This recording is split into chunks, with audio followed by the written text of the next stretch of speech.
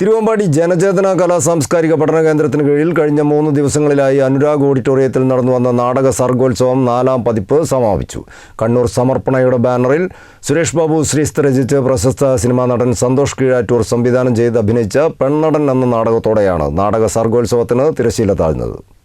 തിരുവമ്പാടി ജനചേതന കലാ സാംസ്കാരിക പഠന കേന്ദ്രത്തിന് കീഴിൽ കഴിഞ്ഞ 3 ദിവസങ്ങളിലായി അനുരാഗ് ഓഡിറ്റോറിയത്തിൽ നടന്നു വന്ന നാടക സർഗോത്സവം 4ാം പതിപ്പിനാണ് സമാപനം കുറിച്ചത്.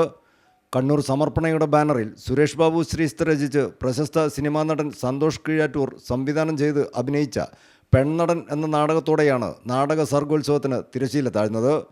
3 ദിവസങ്ങളിലായി 6 അമേച്വർ നാടകങ്ങളാണ് സർഗോത്സവ വേദിയിലെത്തിയത്. ഒരു പകൽ മുഴുവൻ നീണ്ട രാജു നരിപ്പറ്റയും കെ വി ശ്രീജയും നയിച്ച അഭിനയ പരിശീലന കളരിയും പ്രായഭേദമന്യേ പരിശീലന കളരിയിലെത്തിയ അഭിനേതാക്കൾക്ക് വ്യത്യസ്ത അനുഭവമായി മാറിയിരുന്നു.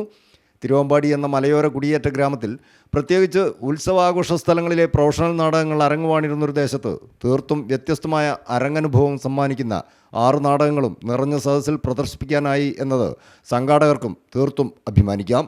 KR ബാബു ഫെസ്റ്റിവൽ ഡയറക്ടറും ജോസ് മാത്യു ചീഫ് എക്സിക്യൂട്ടീവ് ഡയറക്ടറും ഡോക്ടർ TK അബ്ബാസ് അലിയും അസിസ്റ്റൻറ്റ് എക്സിക്യൂട്ടീവ് ഡയറക്ടറും ഡോക്ടർ ജെയിംസ് പോൾ എക്സിക്യൂട്ടീവ് ഡയറക്ടറുമായ നാടകപ്രവർത്തകരും നാടകപ്രേമികളും അടങ്ങുന്ന പ്രവർത്തന നിരതമായ ഒരു കമ്മിറ്റിയാണ് സർഗോത്സവത്തിൻ്റെ സംഘാടകർ. അടുത്ത വർഷവും നാടക സർഗോത്സവത്തിൻ്റെ 5ാം പതിപ്പിനായി കാത്തിരിക്കുന്നുവെന്ന് മനസ്സുകൊണ്ടും വാക്കുകൊണ്ടും ഉറപ്പു നൽകിയാണ് സർഗോത്സവത്തിൽ നിന്ന് ഓരോ പ്രേക്ഷകനും ഉപചാരം ചൊല്ലി പിരിഞ്ഞത്. News bureau, Thiruvambady.